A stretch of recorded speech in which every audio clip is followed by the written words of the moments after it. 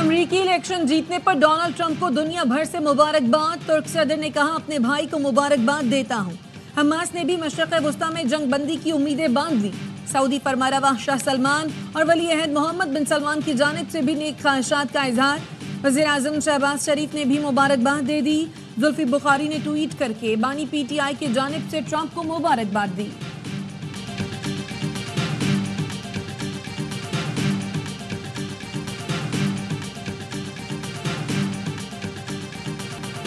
کوئی جنگ شروع نہیں کریں گے، جنگیں ختم کریں گے، ٹرمپ کا جیت کی تقریر میں اعلان۔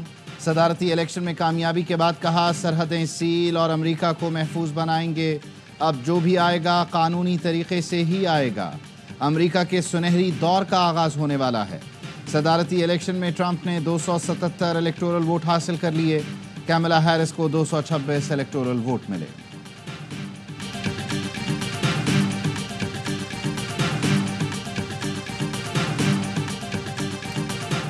وزیر اعظم شہباز شریف کی ڈونلڈ ٹرمپ کو دوبارہ امریکی صدر منتخب ہونے پر مبارکباد۔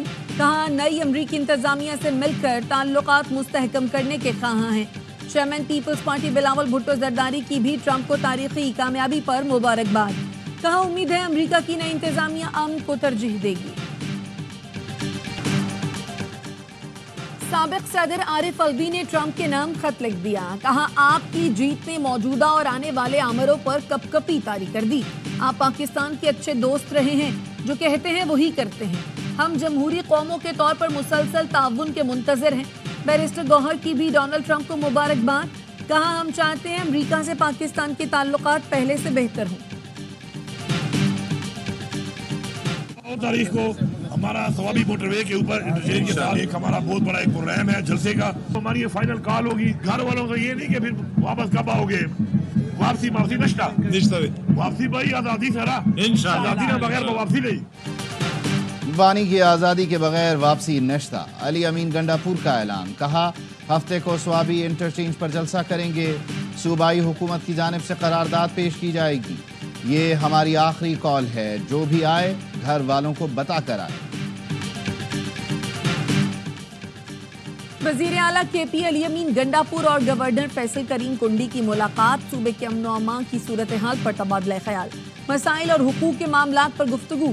فیصل کریم کنڈی نے کہا صوبائی حکومت کے مسائل پر وفاقی حکومت سے رابطہ کروں گا، میں صوبے کے وکیل کا کردار ادا کروں گا۔ نئی بستی تعمیر کی جا چکی ہے، اسکول بھی نہیں ہے اور ڈسپنسری بھی نہیں ہے اور پلے گراؤنڈ بھی نہیں ہے۔ یہ تینوں چیزیں فی الفور ان کی تعمیر شروع کی جائے اور ان کو مکمل کرایا جائے۔ وزیر اعظم شہباز شریف نے گلگت بلتستان میں مختلف ترقیاتی منصوبوں کا سنگ بنیاد رکھ دیا۔ بلتستان اور قراقرم یونیورسٹی کے لیے 50 کروڑ روپے مختص۔ دونوں یونیورسٹیز کے طلباء کے لیے 1 ارب روپے انڈاؤمنٹ فنڈ کے قیام کا اعلان۔ گلگت بلتستان کے لیے 100 میگا واٹ بجلی کے شمسی توانائی کا منصوبہ۔ گریٹر واٹر سپلائی ہنزا منصوبہ۔ عطا آباد جھیل سے پن بجلی منصوبے کا بھی سنگ بنیاد رکھ دیا۔ گلگت بلتستان کے ضلع غزر میں سیلابی متاثرین کے لیے ماڈل ولیج کا بھی افتتاح کیا۔ متاثرہ خاندانوں میں مکانوں کی ملکیت کے کاغذات تقسیم کر دیے۔ کہا اگست 2022 میں گلگت میں تباہی کا منظر تھا، آج یہاں نئی بستی قائم کی جا چکی۔ وزیر اعظم کی ماڈل ولیج میں ڈسپنسری اور سکول بنانے کی ہدایت۔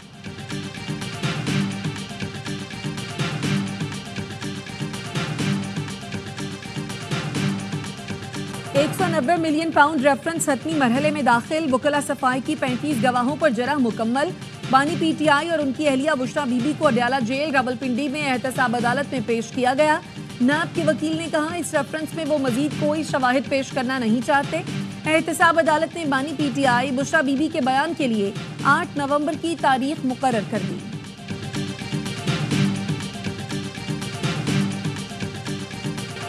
پنجاب حکومت کا اسموگ سے متاثرہ اضلاع میں ہائر سیکنڈری تک تعلیمی ادارے بند رکھنے کا اعلان۔ لاہور، شیخوپورہ، قصور، ننکانہ، گجرانوالہ، گجرات، حافظ آباد، منڈی بہاؤالدین اور سیالکوٹ میں کل سے 17 نومبر تک تعلیمی ادارے بند رہیں گے۔ ناروال، فیصل آباد، چنیوٹ، جھنگ، ٹوبہ ٹیک سنگھ، ملتان، لودھرا، وہاڑی اور خانیوال میں بھی اسکولز بند رہیں گے۔ مریم اورنگزیب کہتی ہیں اس موقع مسئلے پر بھارتی پنجاب کے نام خط آج دفتر خارجہ چلا جائے گا۔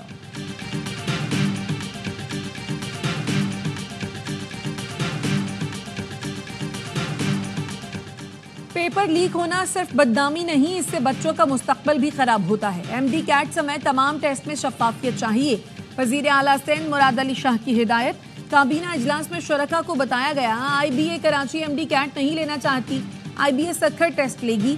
وزیر اعلیٰ نے آئی بی اے سکھر کے لیے 23 کروڑ 20 لاکھ روپے کی منظوری دے دی۔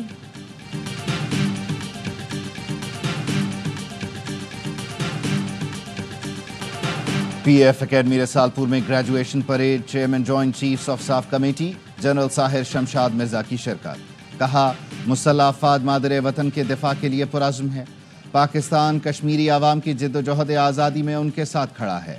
اسرائیل ظلم اور جبر کے پہاڑ توڑ رہا ہے، پاکستان مسئلہ فلسطین کے 2 ریاستی حل کا مکمل حامی ہے۔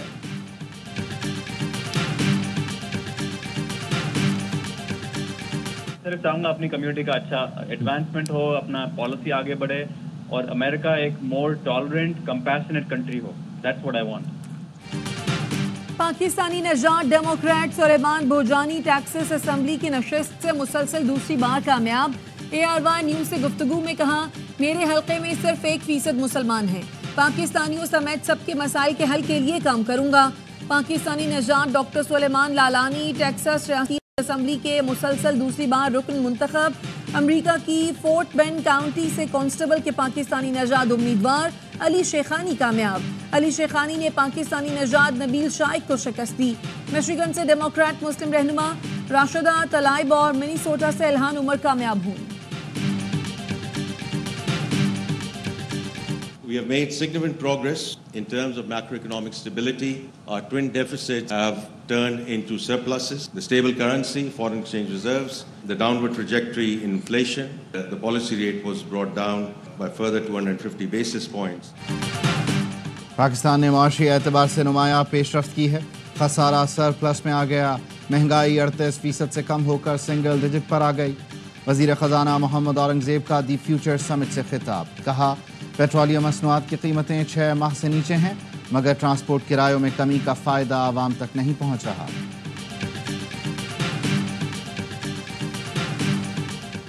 فون پر بات کرنے سے انکار کیوں کیا؟ لڑکے نے لڑکی کو تیزاب پلا دیا۔ ساہیوال میں ملزم عثمان نے 16 سالہ لڑکی کو زبردستی تیزاب پلایا۔ متاثرہ لڑکی ٹیچنگ اسپتال منتقل، حالت تشویشناک۔ پولیس نے مقدمہ درج کر کے ملزم عثمان کو گرفتار کر لیا۔ ملزم نے لڑکی کا رشتہ مانگا مگر انکار ہو گیا۔ ملزم نے لڑکی کو موبائل فون دینے کی کوشش کی، لڑکی کے انکار پر طیش میں آ گیا۔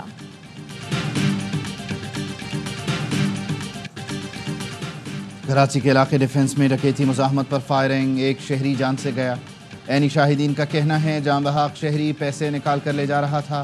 ملزمان نے محمد سعید سے لوٹ مار کی اور فرار ہوتے ہوئے گولیاں ماری۔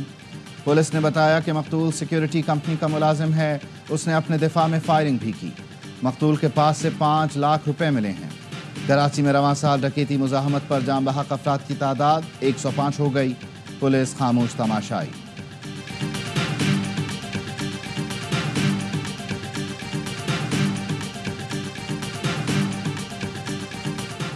پنجاب میں موٹر وے بنتی ہے تو جی ٹی روڈ کو قائم رکھا جاتا ہے۔ سکھر سے ملتان تک بھی نیشنل ہائی وے کو برقرار رکھا گیا۔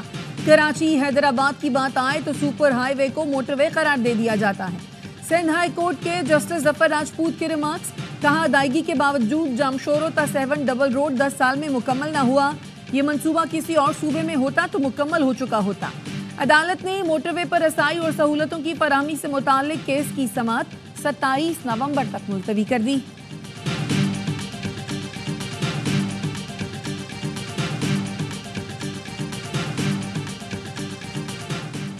وزیر اعلیٰ سندھ نے کراچی میں واٹر ٹریٹمنٹ پلانٹ لگانے کے لیے ایشین ڈیولپمنٹ بینک سے مدد مانگی۔ اے ڈی بی کی کنٹری ڈائریکٹر نے حمایت کی یقین دہانی کرا دی۔ مراد علی شاہ نے بتایا سندھ حکومت سیلاب متاثرین کے لیے محفوظ گھر بنا رہی ہے۔ صوبائی حکومت نے سولر پروجیکٹ بھی شروع کیا ہے۔ ٹی پی 4 شہر کے لیے ضروری ہے، ایشین بینک مدد فراہم کرے۔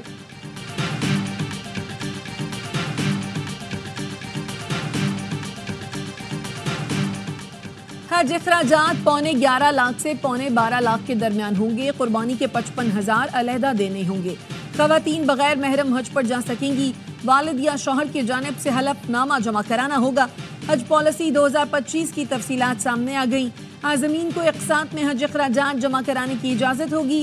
درخواست کے ساتھ 2 لاکھ، قرآن دازی میں نام آنے پر 14 دن میں 4 لاکھ، بقیہ رقم 1 سے 10 فروری تک جمع کرانا ہوگی.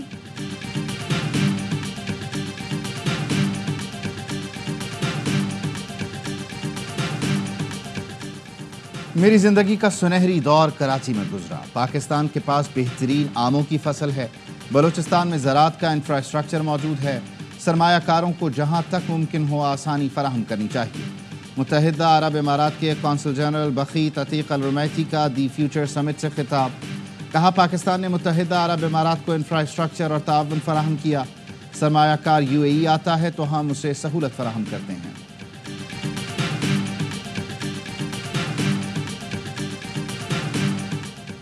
گورنر سندھ کامران ٹیسوری سے آسٹریلوی ہائی کمشنر کی ملاقات. سرمایہ کاری اور تجارت میں اضافے سمیت دیگر امور پر تبادلہ خیال. گورنر سندھ نے کہا پاک آسٹریلیا 2 طرفہ تعلقات مستحکم ہو رہے ہیں.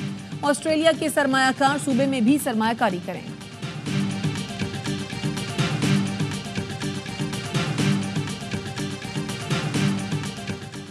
لاہور ہائی کورٹ کا حکومت پنجاب کو مفت اور لازمی تعلیم کا نوٹیفیکیشن جاری کرنے کا حکم.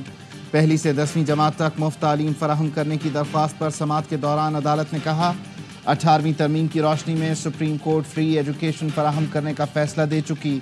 حکومت اعلیٰ عدالتوں کے فیصلے پر عمل درآمد کی پابند ہے.